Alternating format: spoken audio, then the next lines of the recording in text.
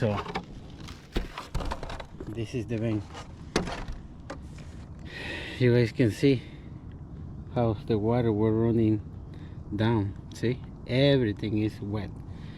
This area is dry, this area is dry, but starting from there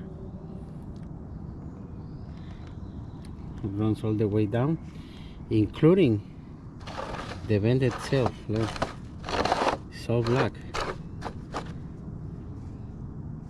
See,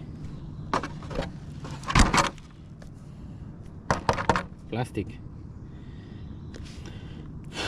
All right, so I'm gonna keep working, and I have to fix that one also, so